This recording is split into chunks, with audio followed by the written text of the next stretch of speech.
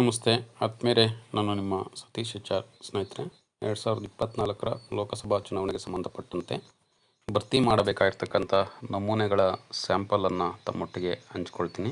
ಇದು ಒಂದು ಮಾದರಿ ಅಷ್ಟೇ ಅಂತಕ್ಕಂಥ ಮಾತುಗಳನ್ನು ತಮ್ಮೊಟ್ಟಿಗೆ ಹೇಳ್ಕೊಳ್ತಾ, ಯಾರೆಲ್ಲ ಇದೇ ಮೊದಲ ಬಾರಿಗೆ ಸೃಷ್ಟಿ ಸಿಂಚನ ಯೂಟ್ಯೂಬ್ ಚಾನಲನ್ನು ವೀಕ್ಷಣೆಯನ್ನು ಮಾಡ್ತಿದ್ದೀರಾ, ಸಬ್ಸ್ಕ್ರೈಬ್ ಆಗಿ ಇದೇ ರೀತಿಯ ಸಾಕಷ್ಟು ವಿಡಿಯೋಗಳನ್ನ ವೀಕ್ಷಿಸಿ ಅಂತೇಳಿ ತಮ್ಮಲ್ಲಿ ಕೇಳ್ಕೊಳ್ತಾ,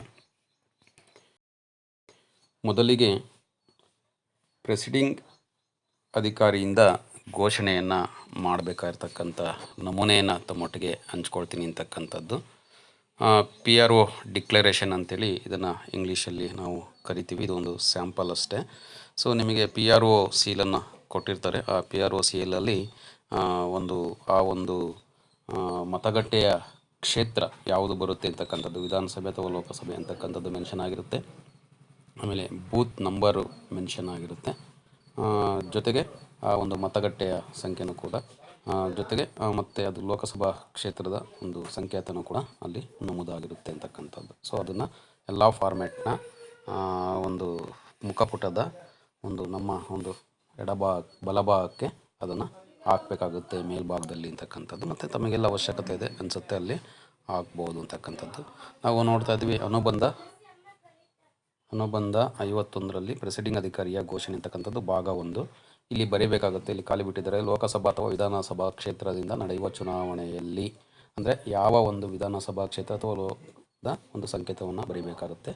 ಮತಗಟ್ಟೆಯ ಕ್ರಮ ಸಂಖ್ಯೆ ಮತ್ತು ಹೆಸರು, ಯಾವ ಮತಗಟ್ಟೆ ಕ್ರಮ ಸಂಖ್ಯೆ ಇರುತ್ತೆ ಅದನ್ನು ಮೆನ್ಷನ್ ಮಾಡಬೇಕಾಗತ್ತೆ. ಮತ್ತು ಮತದಾನದ ದಿನಾಂಕವನ್ನು ನಮೂದು ಮಾಡಬೇಕಾಗತ್ತೆ. ಅಂದರೆ ಮತಗಟ್ಟೆಯ ಕ್ರಮ ಸಂಖ್ಯೆ ಮತ್ತು ಹೆಸರು ಅಂತ ಹೇಳಿದರೆ ತಾವು ಹೋಗಿರ್ತಕ್ಕಂಥ ಪೋಲಿಂಗ್ ಸ್ಟೇಷನ್ ನಂಬರು ಮತ್ತು ಆ ಒಂದು ಸ್ಥಳ, ಯಾವ ಶಾಲೆ ಅಥವಾ ಯಾವ ಅಂಗನವಾಡಿ ಅಥವಾ ಯಾವ ಗ್ರಾಮ ಪಂಚಾಯಿತಿ ಅದು ಎಲ್ಲಿರುತ್ತೆ ಅಲ್ಲಿ ಅದನ್ನು ಮೆನ್ಷನ್ ಮಾಡ್ತಾ ಹೋಗಬೇಕಾಗುತ್ತೆ. ಮತದಾನ ನಡೀತಕ್ಕಂಥ ದಿನಾಂಕವನ್ನು ಇಲ್ಲಿ ಮೆನ್ಷನ್ ಮಾಡಬೇಕು ಅದರಲ್ಲಿ ಭಾಗ 1ರಲ್ಲಿ.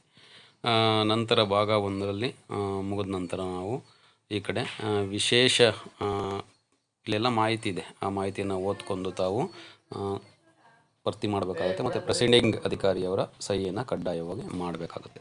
ನಂತರ ಮತಗಟ್ಟೆಗೆ ಏಜೆಂಟರ ಸಹಿ ಅಂತಕ್ಕಂಥದ್ದು ಏನು 5:15ಗೆ ಮಾಕ್ ಪೋಲ್ ಸ್ಟಾರ್ಟ್ ಆಗುತ್ತೆ. ಸೊ ಒಂದು ಕಾಲು ಗಂಟೆ ಕಾಯೋದಕ್ಕೆ ಅವಕಾಶ ಇದೆ. 5:45 ತನಕ ಇಲ್ಲ ಡೈರೆಕ್ಟ್ ಮಾಡ್ಬೋದು.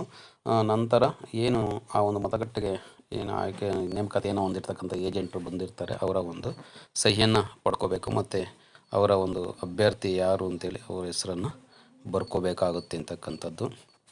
ನಂತರ ಇಲ್ಲಿ ಮತ್ತೆ ಕೊಟ್ಟಿದ್ದಾನೆ, ಅವಶ್ಯಕತೆ ಇದ್ದರೆ ಮಾತ್ರ ಸಹಿಯನ್ನು ಹಾಕ್ಸೋಬೇಕಾಗ್ತದೆ. ಮತಗಟ್ಟೆ ಏಜೆಂಟರ ಸಹಿ ಇಲ್ಲಿ ಇನ್ನೊಂದು ಕೊಟ್ಟರೆ, ಈ ಮುಂದಿನ ಮತಗಟ್ಟೆ ಏಜೆಂಟ್ಗಳು ಈ ಘೋಷಣಾ ಪತ್ರದ ಮೇಲೆ ತಮ್ಮ ಸಹಿಯೇ ಮಾಡಲು ನಿರಾಕರಿಸಿದ್ದಾರೆ ಅಂದರೆ ಅವ್ರು ನಿರಾಕರಿಸಿದ್ರೆ ಮಾತ್ರ ಇಲ್ಲಿ ಸೈನನ್ನು ತೆಗೆದುಕೋಬೇಕಾಗುತ್ತೆ. ಇಲ್ಲಾಂದರೆ ಮೇಲ್ಭಾಗದಲ್ಲಿ ಮಾತ್ರ ಸಹಿಯನ್ನು ತೆಗೆದುಕೋಬೇಕಾಗುತ್ತೆ.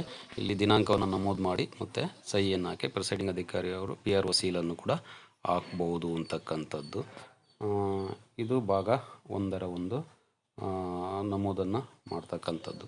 ಇನ್ನು ಮುಂದುವರೆದು ಭಾಗ 2ನ್ನು ನಾವು ನೋಡ್ತಾ ಹೋಗೋದಾದರೆ, ಇಲ್ಲೂ ಕೂಡ ಡ್ಯಾಶ್ ಲೋಕಸಭೆ ಅಥವಾ ವಿಧಾನಸಭಾ ಚುನಾವಣಾ ಕ್ಷೇತ್ರಕ್ಕೆ ಅಂತಿದೆ, ಅದರೊಂದು ಕೊಟ್ಟಿರ್ತಾರೆ, ಅದನ್ನಲ್ಲಿ ಮೆನ್ಷನ್ ಮಾಡಿಬಿಟ್ರೆ ಆಯಿತು. ಆ ಕ್ಷೇತ್ರದ ಒಂದು ಸಂಕೇತ ಮತ್ತು ಹೆಸರನ್ನು, ಮತದಾನದ ದಿನಾಂಕವನ್ನು ಇಲ್ಲಿ ನಮೂದು ಮಾಡ್ತಾ ಹೋಗಬೇಕಾಗುತ್ತೆ.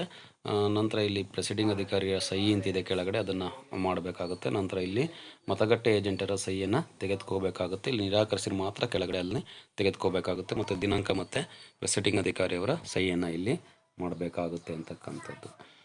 ನಂತರ ಭಾಗ 3ನ್ನು ನಾವು ನೋಡೋದಾದರೆ, ಭಾಗ 3ರಲ್ಲಿ ಮತದಾನದ ಕೊನೆಯಲ್ಲಿ ಮಾಡುವ ಘೋಷಣೆ ಅಂತಕ್ಕಂಥದ್ದು. ಫೈನಲಿ ಬೆಳಿಗ್ಗೆ ಒಂದು ಘೋಷಣೆಯನ್ನು ಮಾಡಿರ್ತೀವಿ, ನಂತರ ಮತದಾನ ಮುಕ್ತಾಯದ ನಂತರ 6 ಗಂಟೆಯ ನಂತರ ಘೋಷಣೆಯನ್ನು ಮಾಡ್ತಕ್ಕಂಥದ್ದು.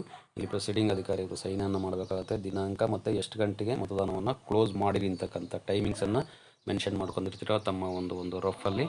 ಸೊ ಅದನ್ನು ಇಲ್ಲಿ ಮೆನ್ಷನ್ ಮಾಡಬೇಕಾಗುತ್ತೆ. ನಂತರ ಇಲ್ಲಿ ಎಲ್ಲ ಏಜೆಂಟ್ರವರ ಸಹಿಯನ್ನು ತೆಗೆದುಕೋಬೇಕಾಗುತ್ತೆ.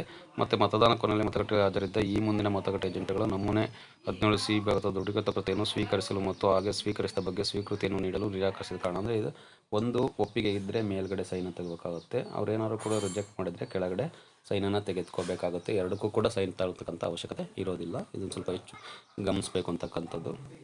ನಂತರ ದಿನಾಂಕ ಮತ್ತು ಸಮಯವನ್ನು ನಮೂದು ಮಾಡಿ ಪ್ರೆಸಿಡಿಂಗ್ ಅಧಿಕಾರಿಯವರು ಸಹಿಯನ್ನು ಮಾಡಬೇಕಾಗುತ್ತೆ ಅಂತಕ್ಕಂಥದ್ದು. ನಂತರ ಮತಯಂತ್ರವನ್ನು ಮೊಹರು ಮಾಡಿದ ತರುವಾಯ ಘೋಷಣೆಯನ್ನು ಮಾಡ್ತಕ್ಕಂಥದ್ದು 4. ಅದು ನಾವು ಕ್ಲೋಸ್ ಬಟನನ್ನು ಒತ್ತಿದ ನಂತರ ಭಾಗ 3 ಅದನ್ನು ಸೀಲ್ ಮಾಡಿದ ನಂತರ ಇಲ್ಲಿ ಸಹಿಯನ್ನು ಮತ್ತು ದಿನಾಂಕ ಸಮಯವನ್ನು ಎಷ್ಟು ಗಂಟೆಗೆ ಸೀಲ್ ಮಾಡಿರಿ ಅಂತಕ್ಕಂಥದ್ದನ್ನು ನಮೂದು ಮಾಡಬೇಕಾಗುತ್ತೆ. ಮತ್ತು ಇಲ್ಲಿ ಸಹಿಯನ್ನು ತೆಗೆದುಕೋಬೇಕಾಗುತ್ತೆ. ಸಹಿ ತಗೊಳ್ತಕ್ಕಂಥ ಒಂದು ಇದನ್ನು ಹೇಳಿದೆ ನಿಮಗೆ ಯಾವ ರೀತಿ ಸಹಿಯನ್ನು ತೆಗೆದುಕೋಬೇಕು ಅಂತಕ್ಕಂಥದ್ದು. ಸೊ ಇದಿಷ್ಟು ಕೂಡ ಏನು ಪ್ರೆಸಿಡಿಂಗ್ ಅಧಿಕಾರಿಯವರ ಒಂದು ಘೋಷಣೆ ಇದೆ. ಇದು ಭಾಳ ಮುಖ್ಯವಾಗಿ ಮಾಡಬೇಕಾಗಿರ್ತಕ್ಕಂಥದ್ದು. ನೋಡಿ, ಘೋಷಣೆಯಲ್ಲಿ 4 ಭಾಗವನ್ನು ನಾವು ನೋಡ್ತಾ ಇದ್ದೀವಿ. 1 ಮತಯಂತ್ರದ ಮೊಹರು ಮಾಡಿದ ತರುವಾಯ ಘೋಷಣೆ 4ನೇದಾಗಿರುತ್ತೆ. ಇದು ಮತದಾನದ ಕೊನೆಯಲ್ಲಿ ಮಾಡುವ ಘೋಷಣೆ 3ನೇದಾಗಿರುತ್ತೆ. ಜೊತೆಗೆ ನಂತರ ಭಾಗ 2ರಲ್ಲಿ ಯಾವ ಘೋಷಣೆ ಇದೆ ಅಂತೇಳಿದರೆ, ಹೆಚ್ಚಿನ ಮತಯಂತ್ರವನ್ನಾದರೂ ಉಪಯೋಗಿಸಿ ಸಮಯದಲ್ಲಿ ಪ್ರೆಸಿಡಿಂಗ್ ಅಧಿಕಾರಿ ಮಾಡಬೇಕಾದ ಘೋಷಣೆ ಅಂತಕ್ಕಂಥದ್ದು. ಯಾವುದಾದ್ರೂ ಕೂಡ ಏನು ತೊಂದರೆಯಾಗಿ ಬೇರೆ ಒಂದು ಯಂತ್ರವನ್ನು ಬಳಸಿದರೆ ಮಾತ್ರ ಈ ಘೋಷಣೆಯನ್ನು ಮಾಡಬೇಕಾಗುತ್ತೆ. ನಂತರ ಇದು ಪ್ರಾರಂಭದಲ್ಲಿ ಮಾಡ್ತಕ್ಕಂಥ ಘೋಷಣೆ ಅಂತಕ್ಕಂಥದ್ದು.